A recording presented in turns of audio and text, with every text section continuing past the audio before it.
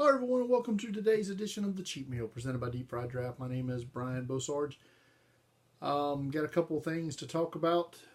Big trade happened in the NFL today, or a pending trade happened in the NFL today, and the compensation picks were announced today. We're going to go through both of those. We're going to start with the trade first. The Rams will acquire from Kansas City All-Pro corner Marcus Peters, the 25-year-old, third year or will be a fourth-year pro going into next year, who has accounted for something like 25 turnovers in his first 3 seasons, on his way out of Kansas City, heading to Los Angeles to be a corner there.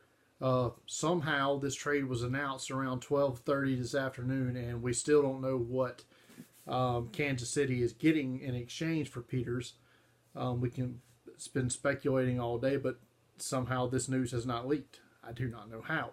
The trade leaked, but we don't know what the exchange rate, if you will, was.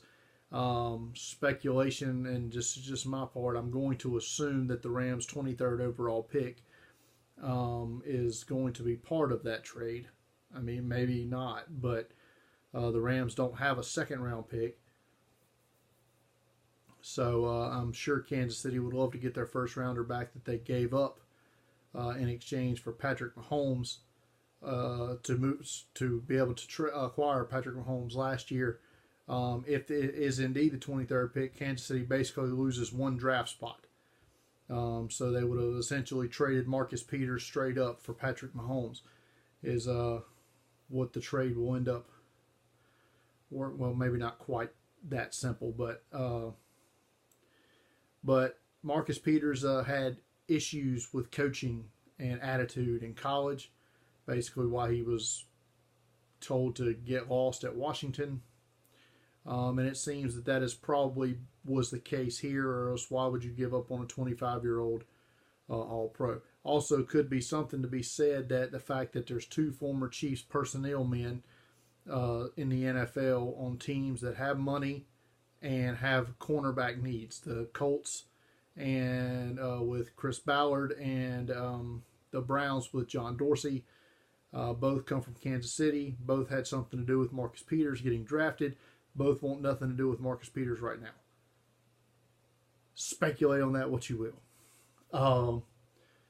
But if he's coachable and if he's not an asshole, this is a great move for the Rams because they get one of the best corners in the league. It also means that Tremaine Johnson will not be returning to Los Angeles next year. He'll be a free agent. Look for the Browns to be a possible landing spot there. It also means they will now have a franchise tag option to either for safety LaMarcus Joyner or wide receiver Sammy Watkins. One of the other they'll try to get an extension for between now and when unrestricted free agency starts, and the other they'll franchise tag. I would imagine that's how it's going to go. So, whenever I find out what the actual details of the trade for, we'll talk about it again at that point.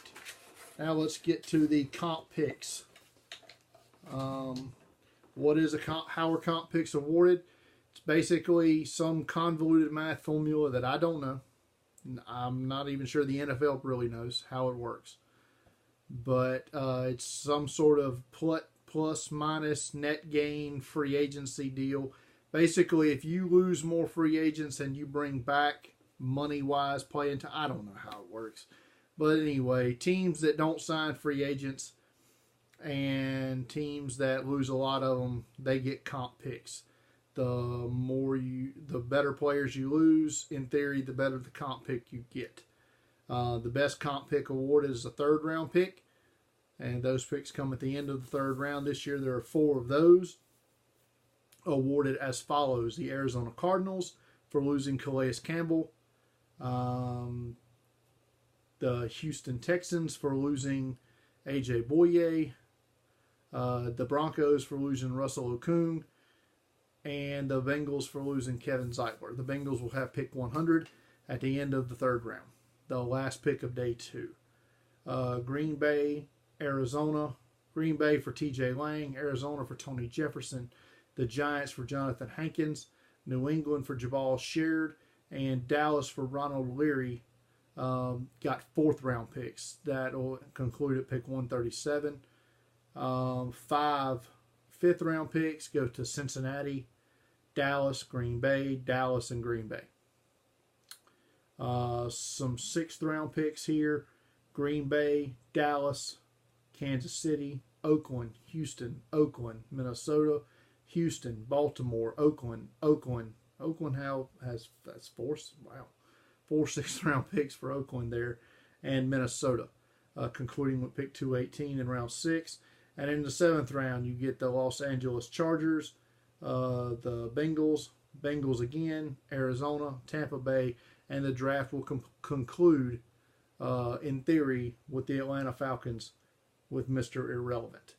I believe it was last year, comp picks could be traded. That continues again this year. So these picks aren't set in stone like they were in years past. 4 teams got the maximum amount of comp picks, which is 4. Those were the Bengals, Dallas, Green Bay, and Oakland. Arizona and Houston 3 apiece. Minnesota with 2. Atlanta, Baltimore, Denver, Kansas City, Chargers, New England, the Giants, and Tampa Bay, all with 1 comp pick apiece. If you didn't hear your favorite team's name called, it's probably because they spent money last year in the offseason signing a bunch of free agents. Looking at you, Jacksonville. Looking at you, as always, New Orleans, because you never get any comp picks because you always go make bad free agent signs and end up coming up biting you in the ass, and you have poor salary cap later on. Oops. Don't do it.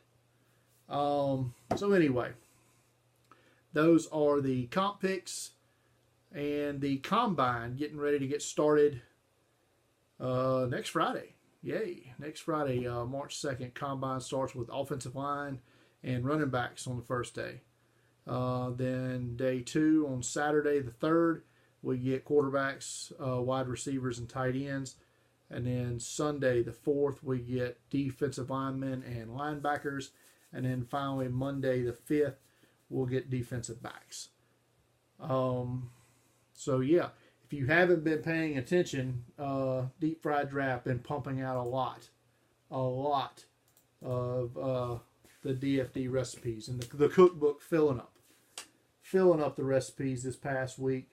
Going all the way back to the last video I believe I did here, you can read up on Chase Litton, the quarterback from Marshall, Pharaoh McKeever, the tight end from FIU, Calvin Ridley, wide receiver Alabama, Christian Kirk, wide receiver Texas A&M, DJ Moore, wide receiver Maryland, Ryan Urachek, going to be an H-back in the NFL and a fullback from Marshall, Isaiah Oliver, corner from Colorado, and tomorrow, I should say Saturday the 24th, Derwin James, one of the 5 best players in this draft, without a doubt, in my opinion.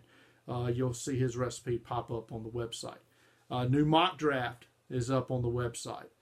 You can check that out. What else have we got? Oh yeah, other big news here for myself. I've now also started writing NFL draft, and at some point in time coming up in the future, college football for WBLZ Media. You can check that out at WBLZmedia.com. Everything there. You can find the stuff in that I'm written, and a lot of other talented writers as well.